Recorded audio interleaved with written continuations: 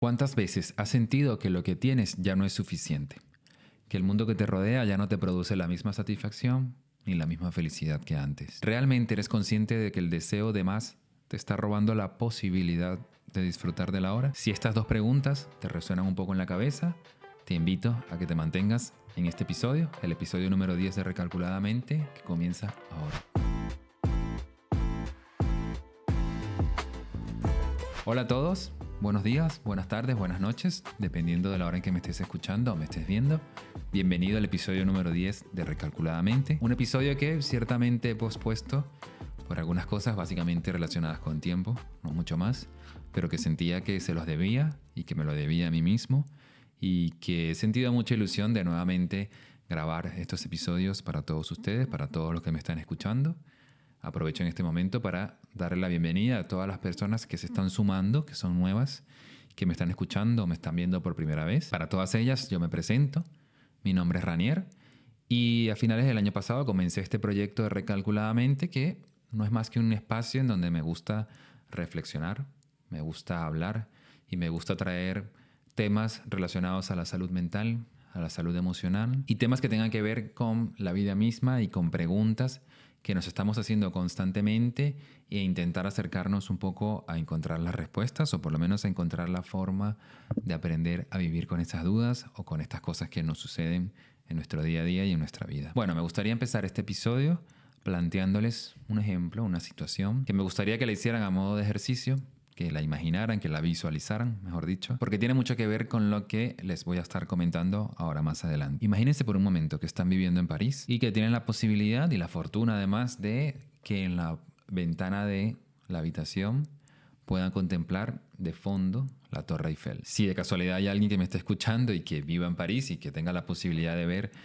a lo mejor no en su habitación, pero sí desde su casa, la Torre Eiffel, me gustaría que me lo dejen en los comentarios porque seguramente puede que me entienda o no, o puede que se sienta identificado con el episodio de hoy. Bueno, imagínense que se levanten un día o todos los días a trabajar y tengan la posibilidad de abrir la ventana y contemplar la Torre Eiffel, o que vean el atardecer cayendo con esa postal de fondo. O podemos también poner el ejemplo de una persona, algo que a mí siempre me ha gustado, que nunca he tenido la posibilidad de despertarse con una vista del mar, que puedas ver el mar a través de tu ventana, que vivas muy cerca de la costa o que vivas en primera línea de playa. Ahora imagínate por un momento que esa vista no te emociona, que no sientes nada cuando la ves, que para ti abrir la ventana y mirar la Torre Eiffel o mirar el mar sea lo mismo que abrir la ventana y ver un edificio de frente o mirar hacia una avenida o hacia una calle. ¿Te ha pasado esto? Bueno, básicamente si tu respuesta es sí, creo que este episodio es para ti, porque quiero hablar sobre cómo nuestro cerebro tiene la capacidad, que desde un punto de vista es maravillosa, pero muchas veces nos juega un poco en contra, de acostumbrarse a todo. El cerebro tiene la posibilidad y la capacidad de que se acostumbra a todo lo que nos sucede y convierte lo extraordinario en rutinario. ¿Por qué sucede esto? Bueno, pueden haber muchas explicaciones, pero una que he encontrado recientemente es que el cerebro humano, como todo nuestro cuerpo en realidad, como toda nuestra existencia inclusivemente, se basa en la búsqueda, uno, del equilibrio y dos, de la eficacia o la eficiencia. Nuestro cuerpo y nuestra mente está constantemente buscando el equilibrio para volver a los puntos iniciales antes de ciertos y determinados sucesos. Un ejemplo básico puede ser el calor. Cuando sudamos, cuando transpiramos porque hace mucho calor, es básicamente porque el cuerpo se está buscando la manera de refrigerarse, de mantener su temperatura adecuada, su temperatura ideal, y está expulsando todo ese calor de más que tiene por dentro. Lo mismo sucede con la mente, que siempre intenta volver a un punto de partida inicial, a un punto de partida de, vamos a llamarlo así, de felicidad inicial. ¿Por qué? Porque la mente necesita y quiere mantener ese equilibrio. Una de las explicaciones es porque nuestro cerebro busca ser siempre más eficiente, busca sacar siempre el mejor rendimiento de las cosas que hacemos de manera frecuente.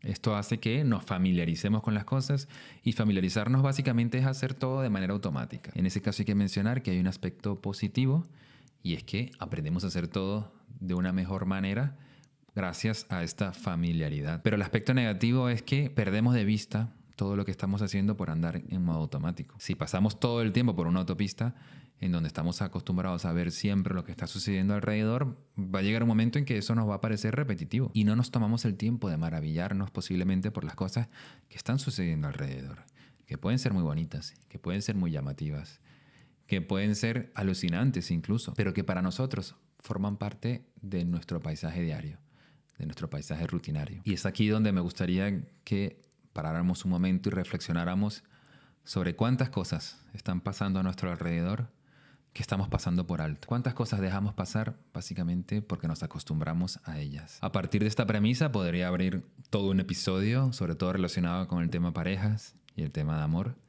y todo lo que causa esa familiaridad y esa cotidianidad. Esther Perel, que es una autora que ya he mencionado en algunos de los episodios anteriores, habla sobre cómo la familiaridad mata la pasión. Es un concepto que ella de alguna manera introduce. Y tiene mucho que ver con esto que empecé a comentar hace un momento. Sin embargo, no quisiese adentrarme mucho más en el tema amoroso. Primero porque tengo un episodio de esto, que si mal no recuerdo es el episodio número 2, en donde hablo del amor. Y segundo porque no quiero que el episodio se desvirtúe únicamente hacia el punto de vista amoroso, porque no es la idea principal que quiero traer aquí el día de hoy. Sino que me gustaría centrarme en cosas no relacionadas con el aspecto amoroso, sino con el aspecto de la cotidianidad, de nuestro día a día. Porque este es un concepto que nos puede afectar de una manera muy básica, muy tonta quizás, por decirlo de alguna forma, en la cual no nos estamos dando cuenta, pero nos estamos sintiendo insatisfechos e infelices constantemente por la búsqueda de algo que no sabemos qué es, pero que sí sabemos que eso que estamos viviendo de manera recurrente no nos está causando esa satisfacción que nos gustaría que nos estuviese causando. Y bueno, para explicar todo esto quiero traer dos conceptos que he estado investigando que tienen que ver con la adaptación hedónica, que ya les explicaré un poco más sobre esto, y con un concepto relacionado con el budismo, del cual no voy a profundizar, pero sí que me pareció muy interesante porque de alguna manera viene como respuesta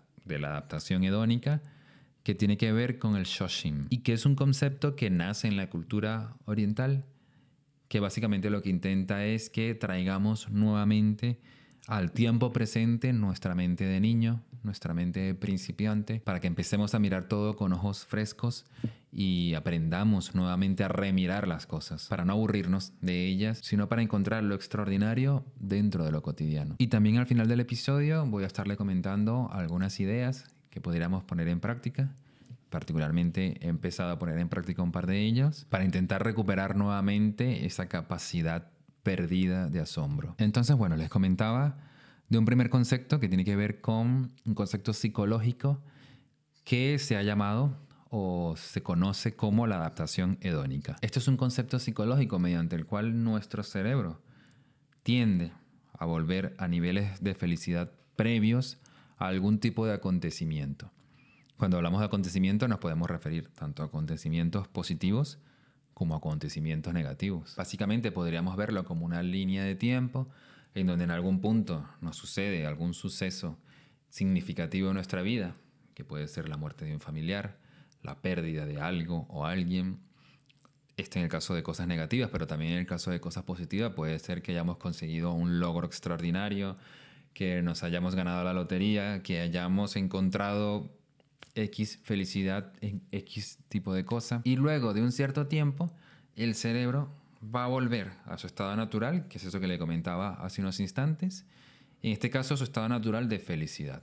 Va a volver a su equilibrio inicial. Va a volver hacia lo que sucedía antes de este episodio. Desde cierto punto de vista, podríamos ver esto como algo muy positivo porque básicamente adaptación, como su propia palabra lo implica, tiene que ver con la capacidad resiliente que tenemos como seres humanos, con la capacidad de adecuarnos a algo para aprender a vivir con ello y poder ser felices a pesar de ello. Yo diría que la historia de la humanidad está llena de eso y estamos en donde estamos gracias a la adaptación, gracias a habernos adaptado a situaciones que hemos tenido que enfrentar, buenas o malas, y que nos han permitido ganar experiencia o nos han permitido vivir y experimentar un montón de cosas que nos hacen ser quienes somos ahora. Si lo enfocamos únicamente desde ese punto, en este caso estaríamos hablando de que es algo bueno.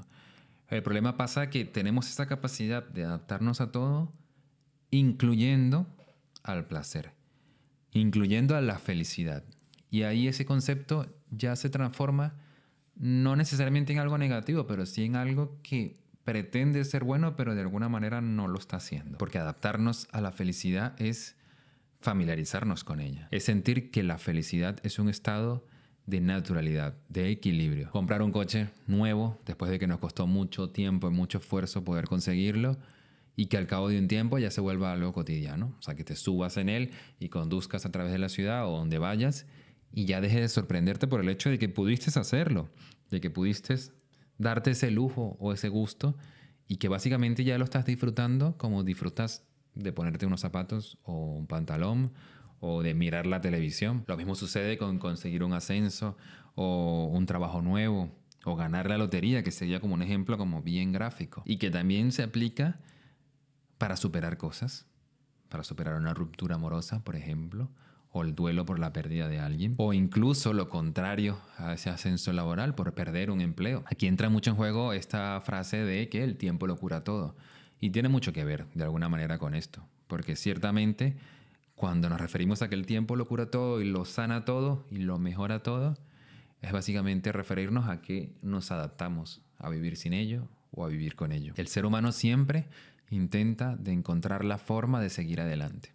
Por eso es un proceso de adaptación. ¿Por qué sucede todo esto, Ranier? Bueno, por muchos factores, pero entre otros, porque el cerebro busca siempre la manera de mantener una estabilidad emocional. ¿Cómo consigue esta estabilidad emocional? Volviendo siempre al punto de referencia que tenía. Siempre hay un punto de referencia. Antes de ganarnos la lotería, antes de perder el empleo o antes de perder a alguien, hay un punto de referencia que el cerebro, que nuestra mente tiene muy bien asentado y siempre va a intentar volver a ese punto de referencia para volver a ese estado de equilibrio natural. Este concepto de la adaptación hedónica se empezó a trabajar mucho a partir de los años 70 a través de un estudio que la verdad que me parece bastante particular, porque fue un estudio en donde los investigadores agruparon a varias personas. Por un lado tenían personas que habían ganado la lotería, o sea, habían experimentado una felicidad extrema por ganar la lotería, habían analizado los puntos de felicidad anteriores a ello, contrastándolo con personas que habían sufrido algún evento trágico importante. En este caso con personas que habían quedado parapléjicas. De igual manera habían medido sus niveles de felicidad anterior. Ambos grupos, tanto las personas que habían quedado parapléjicas como las personas que habían experimentado la felicidad de ganar la lotería, al cabo de un tiempo volvían a un punto de felicidad inicial. Ambos se acostumbraban a lidiar y a vivir con ello. Al principio las personas que habían ganado la lotería presentaban un cuadro de euforia increíble por el hecho de ser millonarios de la noche a la mañana, el cual descendía nuevamente hacia su punto inicial al cabo de un tiempo. Lo contrario, o de alguna manera relacionado a esto, sucedía con las personas que habían quedado parapléjicos, que al principio, evidentemente, tenían un descenso de sus niveles de felicidad, pero que tendía o solía volver a la normalidad al cabo de un tiempo. Estos dos grupos de personas presentando situaciones totalmente antagónicas, extremas, con el paso del tiempo, volvían y compartían un punto de felicidad inicial que era equivalente entre ambos. Entonces podemos verlo como que el cerebro vuelve a un estado inicial o como que el cerebro se acostumbra a esa emoción, a ese estado emocional y lo convierte en su punto de partida. Si nos vamos a algo un poco más básico, ¿no? Es que básicamente siempre llegamos a un punto de partida en el que nuestra vida nos pasa por delante de los ojos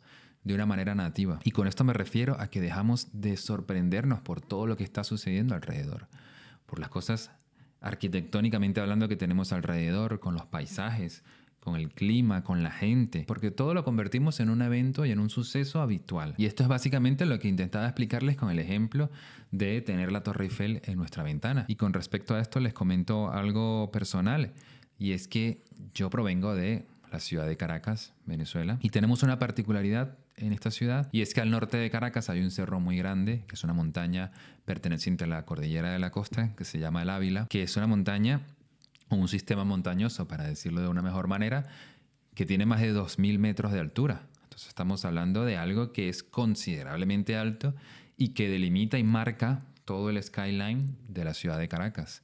Para nosotros los caraqueños, las personas que nacimos ahí, es algo totalmente habitual intentar, o mirar, mejor dicho, el horizonte en este caso al norte, y tener la montaña como referencia. Y eso es algo que no es un dato menor, pero no somos plenamente conscientes de ello hasta que salimos, hasta que emigramos, en el caso de los que nos ha tocado, y nos damos cuenta que es algo que en otras ciudades evidentemente no existe. Lo mismo sucede con el parisino que tiene la Torre Eiffel, lo mismo me sucede a mí viviendo aquí en Madrid, que noto como muchas veces paso por delante de cosas que en algún momento me sorprendieron cuando las vi por primera vez o las primeras veces y que ahora forman parte de mi visual cotidiana. Por eso siempre hablo de ello como un concepto de ver todo a través de los ojos de un nativo.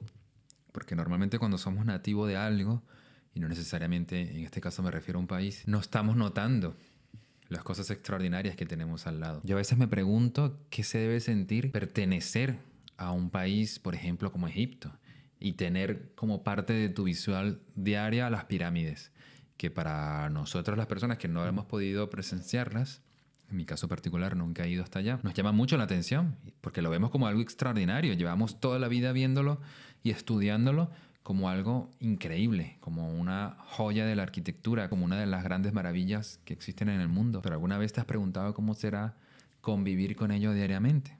Trabajar en un sitio durante 5, 10, 15 años y tener como parte de tu horizonte las pirámides de Egipto. O vivir en una ciudad muy al norte y poder contemplar de manera habitual una aurora boreal, que es algo que también me gustaría presenciar. Y así como esto, muchos otros fenómenos o como muchas otras cosas que en nuestro día a día pasamos por alto porque estamos sumergidos en la vorágine de seguir viviendo y familiarizándonos y haciendo cotidiano todo lo extraordinario, porque es lo que vemos todo el tiempo. Y de ahí la importancia de viajar para todas las personas que tienen la oportunidad y la importancia de conocer otras culturas, otros sitios, más allá desde el punto de vista turístico, sino más bien de adentrarse y teniendo la oportunidad de sumergirte en esa cultura, de conocer a su gente, de conocer sus costumbres, de conocer realmente sus lugares, más allá de la postal. Porque básicamente conocer más es mantener siempre despierto ese interés, ese niño interno de conocer y ver todo por primera vez.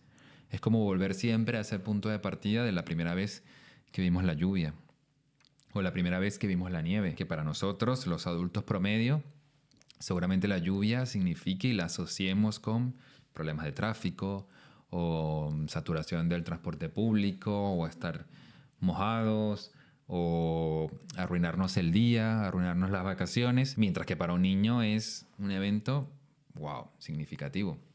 Es un evento trascendente, ver agua caer del cielo. Imagínense si pudiésemos aprender a vivir nuevamente la vida de esta forma, de aprender a vivir la vida como un ciego que recupera la visión y empieza a ver todo por primera vez.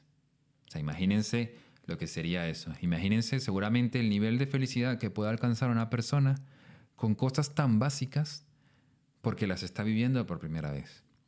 Mientras que para nosotros ya nada muchas veces nos satisface porque estamos constantemente sumergidos en una búsqueda de algo más significativo, de algo más relevante a lo que ya tenemos, omitiendo todo lo que hemos conseguido, omitiendo todo lo que tenemos alrededor, todas las personas que tenemos al lado inclusive. Y es ahí cuando yo siento que la vida se vuelve como más pesada, porque esa búsqueda es constante y no para. Esto es una cosa que las marcas, por ejemplo, a nivel de marketing conocen muy bien. Y básicamente vivimos en el mundo de consumismo que vivimos porque todo el tiempo están saliendo cosas nuevas para satisfacer esa necesidad. Tenemos el iPhone 35, tenemos el coche que hace no sé qué, la tele que hace no sé qué, el ordenador ultra mega rápido, que básicamente es el mismo que teníamos el año pasado, pero es que lo que pasa es que el del año pasado ya lo tenemos muy visto, ya lo hemos usado, ya es normal. No hay una sorpresa en ello. No existe la sorpresa ni el asombro que hay cuando salió por primera vez Steve Jobs a presentar el iPhone. Ahora algo que haga menos de la mitad de lo que hace esto, básicamente nos parece un objeto inservible. Entonces vemos hasta qué punto esa vorágine de acostumbrarnos a todo y adaptarnos a todo se vuelve en nuestra contra, porque empezamos a perder el significado y el sentido de todo lo que hacemos. Así que, por tanto, en respuesta a esto, nace una filosofía. Bueno, no es que nace, porque en realidad esto viene de hace muchísimos miles de años, pero hay una filosofía en el mundo que está muy relacionada con el budismo, razón por la cual no voy a profundizar, porque el budismo es algo que me llama mucho la atención y me encantaría descubrir muchas cosas de él, pero que la verdad no he tenido la oportunidad de estudiar. Pero que tiene que ver con este término que les mencionaba al principio, del Shoshin. Básicamente el Shoshin significa mente de principiante. Y esto no significa más que mantener siempre esa actitud de curiosidad y de apertura, como si estuviésemos viendo todo por primera vez. De alguna manera, desde cierto punto, lo podemos ver como un estado de meditación constante, porque la meditación nos permite mantenernos presentes y contemplar, tocar, palpar todo lo que estamos sintiendo y lo que estamos teniendo enfrente de nosotros. Como ese niño que les mencionaba hace un rato, que ve la lluvia por primera vez. Como esa persona que ve la nieve por primera vez. Yo honestamente conocí la nieve hace no muchos años atrás. Si mal no recuerdo, unos 5 años atrás o algo así. Y para mí fue un evento trascendental, evidentemente, porque es algo que siempre vi en los cuentos, que siempre vi en las películas, que siempre escuché hablar de él, pero nunca pude palpar, nunca pude saber lo que se siente, el frío que sientes, la sensación, la textura. Y les juro que yo andaba como un niñito contemplando eso. O sea, me faltó tirarme en el suelo y hacer el angelito. Y yo siento que es importante que busquemos siempre, constantemente, las herramientas necesarias. El Shoshin habla mucho de eso, pero si no es a través de ello, que busquemos siempre la forma de volver a ese estado inicial, a ese estado de contemplación inicial en donde las cosas que podamos aprender, o mejor dicho, las cosas que disfrutemos, la podamos aprender a disfrutar nuevamente como si fuese la primera vez siempre. Porque eso va a hacer que necesitemos cada vez menos, tener menos estímulos para sentir más. Que yo creo que es como el punto en el que deberíamos intentar llegar todos, o yo por lo menos lo siento así. Vi hace poco una entrevista que le hicieron al cantante Camilo. Bueno, más que una entrevista, era una charla que él daba. Y honestamente yo me sentí muy identificado porque él hablaba de cómo veía el mundo a través de una visión de principiante. Y ponía el ejemplo de que era una persona que toda la vida le había gustado aprender a hacer cosas distintas. Y por lo tanto ha llegado a un punto, y seguirá en ese camino seguramente, en donde todo el tiempo está aprendiendo habilidades nuevas y haciendo cosas nuevas. Yo esto es algo con lo que me siento muy identificado porque de alguna manera, consciente o inconscientemente, siento que mi vida ha sido un poco así. Ha tenido que ver también, evidentemente, hay mucho de el tema de inmigración, del haber vivido en varios sitios distintos, lo que ha hecho que, quiera o no, muchas veces me he tenido que reinventar y hacer cosas nuevas, pero que más allá de eso, más allá de ese contexto, siento que es algo con lo que siempre me he sentido familiarizado y que siempre me ha gustado ver el mundo de esa forma, de aprender cosas nuevas. Totalmente en contra con lo que marcan muchas veces los cánones y con lo que marca la propia industria y el propio mundo laboral, en donde cada vez se necesitan o buscan más expertos y menos conocedores de pocas cosas. Yo no voy a entrar en debate de qué es lo que sea mejor o no. Sí me gusta defender el hecho, por lo menos desde el punto de vista personal, no sé si a nivel profesional, pero desde el punto de vista personal, de defender esta manera de intentar siempre hacer cosas distintas, porque básicamente nos está permitiendo ser siempre principiantes, de aprender constantemente cosas nuevas y dejar de ver el mundo como esa persona experta. Porque cuando somos expertos, cuando sabemos algo o cuando creemos que sabemos algo, dejamos de explorar, porque difícilmente cuando conocemos en profundidad un tema, nos veamos sorprendidos por el mismo. Y en ese momento dejamos de prestar atención a lo que está sucediendo, al fenómeno que está sucediendo.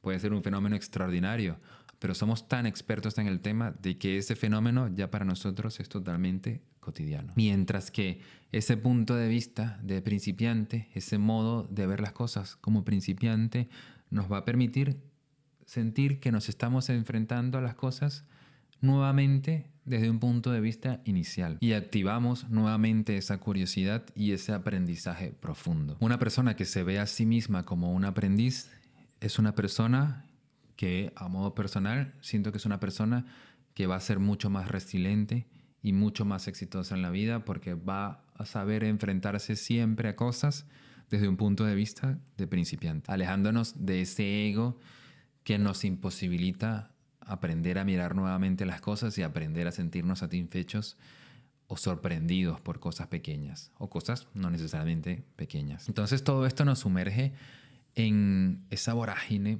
en ese mundo en donde es difícil encontrar la satisfacción, es difícil sorprendernos. Yo constantemente me estoy cuestionando siempre ciertas cosas sobre qué respuestas le estoy dando a cosas que me están pasando, sobre por qué no estoy encontrando la felicidad en ciertas cosas que estoy haciendo, que quizás para otra persona pudiese ser un punto o un pico de felicidad extrema. ¿Por qué cada vez somos menos felices con lo que tenemos? ¿O por qué cada vez somos personas más insatisfechas?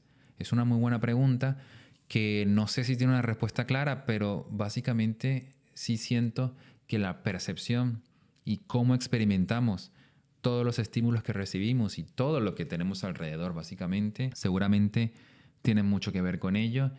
Y el profundizar, investigar, autoconocernos e intentar dar con esas teclas puede acercarnos a aprender a ser más felices, con poco, que creo que es el gran reto. Ser feliz con mucho puede verse como algo fácil. Yo muchas veces me cuestiono si alguien que tiene mucho es realmente feliz. No lo sé. Está ese eterno dilema de, es que fulanito, ese súper actor o súper deportista o súper empresario que es multimillonario, ¿es realmente feliz? Una respuesta rápida puede ser, sí, obviamente, tiene todo el dinero para hacer todo lo que quiera. Pero yo siento que hay más respuestas posibles. Y no sé, yo no estoy totalmente seguro de si esa persona es realmente o puede alcanzar realmente la felicidad o puede vivir realmente en ella. Yo como soy una persona que todo el tiempo me estoy cuestionando muchas cosas e intentando investigar estos misterios de la vida, básicamente porque hay muchas cosas que me afectan y me gustaría aprender a controlarlas o aprender a manejarlas de una mejor forma. He encontrado ciertas cosas a través de esta filosofía del Shoshin que siento que a lo mejor nos pueden ayudar. Yo he empezado con alguna que otra y me gustaría compartirlas, como les dije al principio. Hay una primera cosa que yo quiero llamar el reto del turista y que tiene que ver con imaginar que eres nuevamente un turista en tu ciudad. Digo nuevamente si eres una persona que ha emigrado o está viviendo en este momento en otro sitio, pero si eres una persona nativa de ese sitio, intenta mirarlo como miraste la primera vez que conociste otra ciudad. ¿Cómo podemos lograr eso? Quizás buscando caminos alternativos. Si hacemos el mismo viaje para nuestro trabajo y ya lo tenemos estudiado y lo tenemos internalizado de una manera automática, pues aprendamos a tomar un camino distinto. A lo mejor el tiempo que tardas en ir al trabajo andando son 40 minutos y en transporte son media hora. Entonces, ¿qué te parece? No te digo que todos los días, pero intenta coger un día y decir, hoy me voy a ir caminando. Hoy voy a caminar por otro sitio distinto, además, en donde de repente empiezo a ver que hay edificaciones distintas. Empiezo a ver infraestructuras o paisajes que siempre han estado allí y los he tenido al lado, pero nunca he tenido el tiempo de contemplarlos. Intentando mirar todo con curiosidad y con detalle. A mí esto me pasa mucho cuando voy al centro de Madrid, por ejemplo, que es la ciudad en donde vivo. Yo soy alguien que, como cualquier persona, voy siempre, muchas veces, como con dos parales aquí, porque uno va a lo que tiene que ir.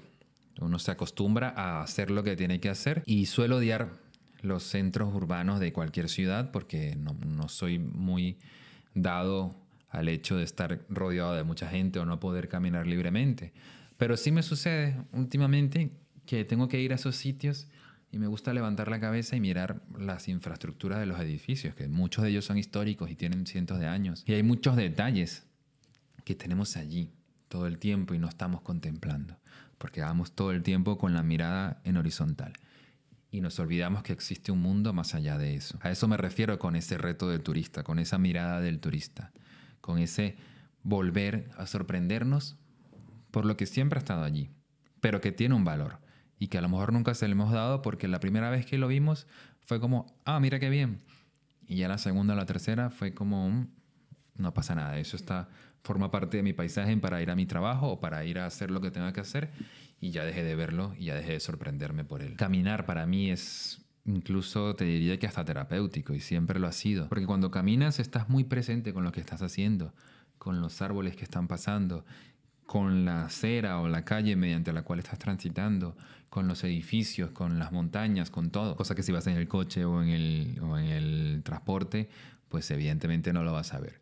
Tampoco estoy queriendo decir con esto que te quites todos los lujos, entre comillas, y empieces a andar 5 kilómetros para ir a trabajar. No me refiero a eso, pero sí romper ciertos patrones cada tanto, de vez en cuando. Decir, voy a irme de una manera distinta. Voy a contemplar otra zona que no he ido. Voy a pasear por ese sitio al que nunca he ido a pasear. Intentar siempre ser un niño nuevamente y sorprendernos por cosas que normalmente no nos sorprendemos. Hay otra cosa importante que es darle una pausa a los sentidos. Darnos una pausa dentro de ese acelerado día a día y ser plenamente consciente. Esto es muy de mindfulness y muy de la meditación, pero tomarnos el tiempo para de vez en cuando ser conscientes de lo que estamos haciendo. Si nos estamos duchando, ser consciente del agua caliente que nos está cayendo y de cómo nos estamos sintiendo en ese momento. Ser consciente de lo que estamos comiendo, lo que estamos bebiendo, cómo estamos sintiendo eso a través del tacto, a través del olfato, a través de todos los sentidos. Es como activar todos nuestros sentidos, porque de alguna manera eso nos va a permitir reinventar esa acción que estamos haciendo. Decir, oye, eso a veces nos sucede de manera inconsciente. Cuando, por ejemplo, comemos algo que tenemos mucho tiempo sin comer, que a lo mejor tenemos asociado a un evento del pasado y de repente lo hacemos, tenemos la oportunidad de hacerlo y sentimos que nos sabe diferente o que nos sentimos diferente. Y muchas veces es básicamente porque estamos como que reexperimentando esa acción, reviviendo ese momento a través de nuevos sentidos o a través de la posibilidad de enfrentarnos a ello, percibiendo cosas que antes no percibíamos. Hay una cosa que vi también, que honestamente no suelo practicar, y eso que soy fotógrafo de profesión, que tiene que ver con el diario del turista.